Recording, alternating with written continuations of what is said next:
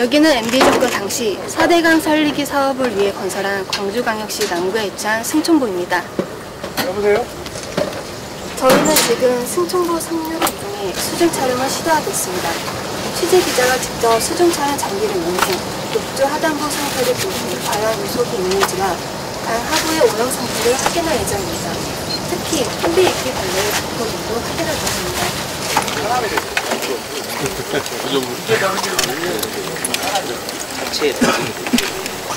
다 연구원들이. 본지 취재팀은 한국수자원공사의 협조를 받아 작업선을 타고 승천보 상류 지점으로 이동해 수자원공사 연구원들과 함께 수중 취재에 나서게 됩니다.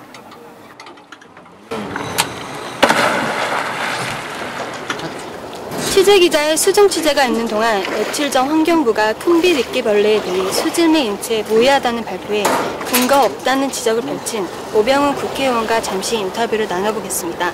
예, 안녕하세요. 유역을 비롯해서 이곳저곳에서 큰빛 이끼벌레가 발견이 되면서 여러 가지 논란에 휩싸였습니다. 첫째는 유해하냐 무해하냐 문제입니다. 정부는 유해하지 않다고 지금 발표를 하고 있는데요. 사실은 큰빛 이끼벌레와 관련돼서는 연구가 거의 없다시피 합니다.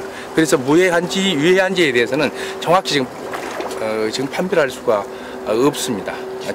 어쨌든 두 번째로는 큰빛 이끼벌레가 이렇게 대규모로 나오게 된 근거가 무엇이냐 하는 문제인데요.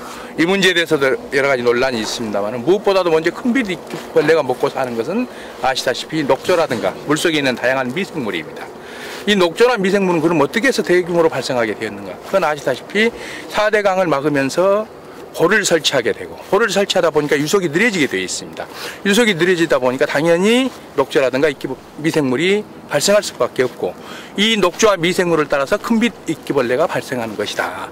이런 연관으로 본다면 4대강과 큰빛 이끼벌레가 연관이 없다고 하는 것은 그렇게 얘기할 수 없다. 이렇게 생각을 합니다. 이쪽에 수질이 좋지가 않습니다. 그리고 실제로 물속에 잠수했다 나오면은 이제 그 결과를 알 텐데요. 어쨌든 시야도 확보가 되지 않는 그런 상태에 물이 지금 고여 있는 겁니다. 그래서 물이 계속 유입되면서 고여 있는 물이 빠져나가고 또 유입되고 이렇다면은 문제가 없는데 유입되지 않는 상태에서 물이 고여 있게 되는 것이죠. 물이 고여 있으면 당연히 썩게 되어 있습니다. 이것이 갖는 가장 큰 문제입니다. 그러면 물의 유입을 많이 할 수 있는가? 그건 쉽지가 않죠.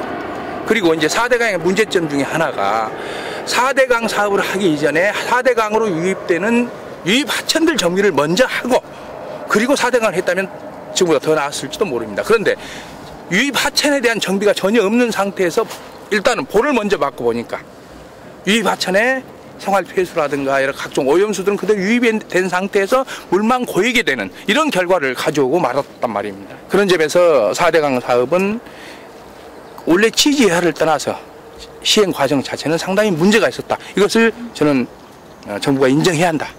이렇게 생각을 합니다. 현재 취재 기자는 수중의 수심과 강바닥의 오염 여부, 유속 등을 점검하고 있습니다.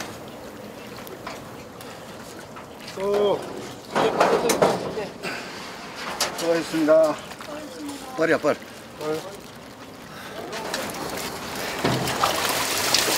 아유, 고생했습니다. 수고하셨습니다. 시야도 완전 오셨고.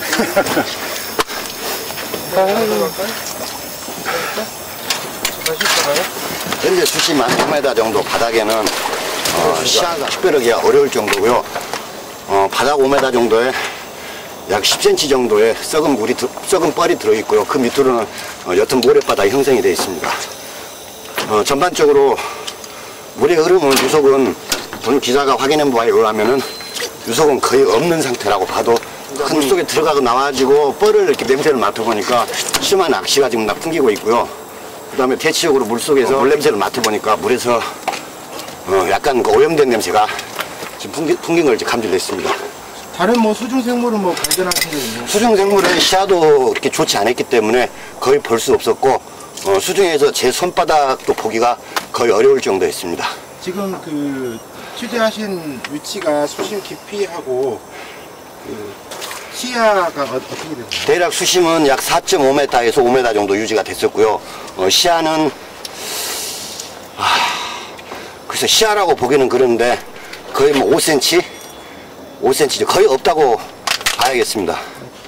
그 안에서 활동하신 게 지금 그 뻘 채취만 하시는 거예요? 예, 현재는 뻘 보이는 건 뭐 보이지 않지만은 감으로 이렇게 해가지고 비닐봉지에 그 뻘을 좀 담아왔습니다. 그러면 저기 그 시야가 확보가 안 돼서 유속의 흐름은 유속의 흐름은 물속에서 이 비닐을 이용해가지고 비디오 카메라 앞에 비닐을 놨습니다. 이게 만약에 유속이 있으면 이게 흔들릴 것이고 유속이 없으면 그대로 고정된 상태가 될 겁니다. 그래서 비디오상으로 봤을 때에는 이게 고정된 상태가 유지되는 걸 확인을 했습니다. 알겠습니다. 감사합니다.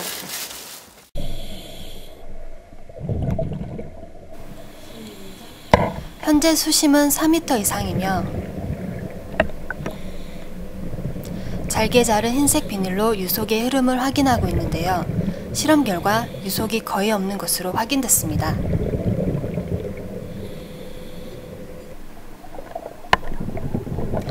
다음으로 강바닥을 확인하고 있는데요. 바닥이 검은 볼로 15cm 뒤덮여 있고 시야는 거의 확보되지 않은 실정입니다.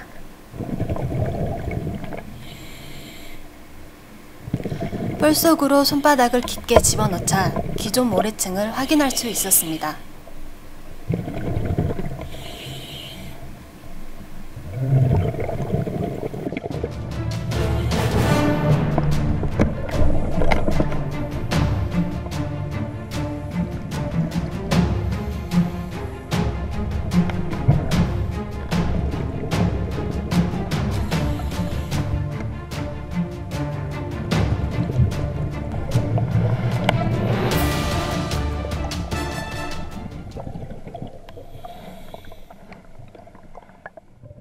본체 기자가 수중에서 퍼올린 바닥에 형성되어 있는 뻘입니다. 보시다시피 시커먼 뻘로서 좀 악취가 좀 풍기고 있습니다. 이것은 바닥이 거의 썩어 있다고 봐도 큰 과언이 아니라고 봅니다. 이런 뻘들이 제가 입수했던 지점에서 좌측으로 25m, 우측으로 약 20m 정도를 이동을 했습니다. 반경 50m 반경에는 거의 이런 뻘로 형성이 됐다고 거의 뭐 봐도 되겠습니다. 이게 지금 원래 바닥이 모래였는데. 예, 원래 바닥은 모래인데 이 뻘층이 약 한 10cm 정도 유지를 하고 있고요. 그 밑으로 본 다이버가 수중에서 손을 깊숙이 집어넣었을 때에 손 한 뼘 정도의 깊이를 들어가게 되면 옅은 모래가 나타나는 걸 볼 수는 있었습니다. 이것은 아마 물의 유속이었기 때문에 뻘이 흐르들 않고 썩은 물이 흐르들 않고 강 바닥에 고여 있는 걸로 사료됩니다. 큰 비디끼가 수심 50cm 이내에서 근해 쪽으로 살고 있기 때문에 그 큰 비디끼를 한번 찾아보려고 합니다. 전기 기자가 찾아봐가지고 발견이 됐을 때는 이 비디오 카메라, 이 카메라로 스틱카메라로 큰 비디끼를 담아보겠습니다.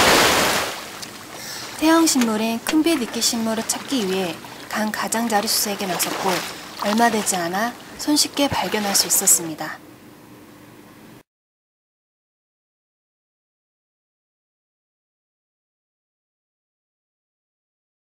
위에 약간의 그 이제 퇴적층이 형성되어 있는 것은 뭐 맞습니다. 근데 이제 그게 이제 장소에 따라서 서로 이제 뭐 좀 많은 것도 있고 좀 적은 것도 있고 그렇습니다. 전체적으로 제가 알기로는 영산강 쪽의 수질은 그렇게 썩 좋은 편은 아닙니다. 전체적으로 다른 강에 비해서. 그래서 지금이 또 가장 그 수질이 안 좋은 그런 시기이고 그렇기 때문에 예전의 경험에 비해 봤을 때 이 정도 수질은 뭐 평상시 그런 수준이 아닌가 그런 기온이 오르다 보면 아무래도 이제 혼탁 물질이 많이 발생을 하잖아요. 그래서 지금 이제 저희들이 이제 물속에 들어가다 보면 지금 이렇게 따뜻한 때는 굉장히 그 혼탁해져 가지고 그래서 온도가气温이 높아져 가지고 그래서 이제 그런 시야가 확보가 안 되는 그런 경우가 있습니다. 뭐 그러면 아까 검은 뻘층이 쌓여 있는 것도 그것도 기온과 관련이 있다고 보시는가요? 그것은 제가 전공이 아니기 때문에 자세히는 모르지만 제가 이제 다른 강에 비해서 볼 때 이쪽 영산강이 전체적으로는 뭐 그렇게 썩 좋은 그런 것은 아니라고 생각이 돼요. 애초부터. 애초부터요? 예, 원래부터. 원래부터요? 예, 이명박 정권은 22조 원이라는 막대한 국민의 혈세를 4대 강에 쏟아부었습니다. 문제는 4대강 공사를 시작하기 전에 충분한 검증 기간을 갖고 생태 변화라든가 여러 가지 수중 환경의 변화 등에 관련돼서 최소한 2, 3년 동안 장기간의 환경 영향 평가를 거치고 그리고 국민적 동의를 얻고 시행했어야 할 이 사업을 정권 임기 내에 시적으로 쌓겠다고 하는 욕심 때문에 환경 영역도 무시하고 모든 법원의 판단도 무시한 채 밀어붙여서 결국은 이 수많은 논란을 일으키고 있습니다. 이제 어떻게 우리 4대강뿐만 아니라 우리 사회의 물이 어떻게 관리돼야 되는가에 대한 국민적 합의가 절실히 필요할 때입니다. 물은 고이면 썩게 되어 있습니다.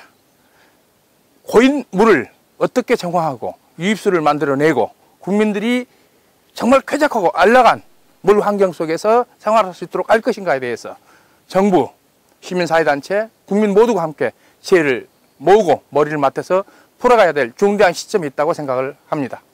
지금까지 신청보 현장에서 광주타임즈 김희슬 기자였습니다.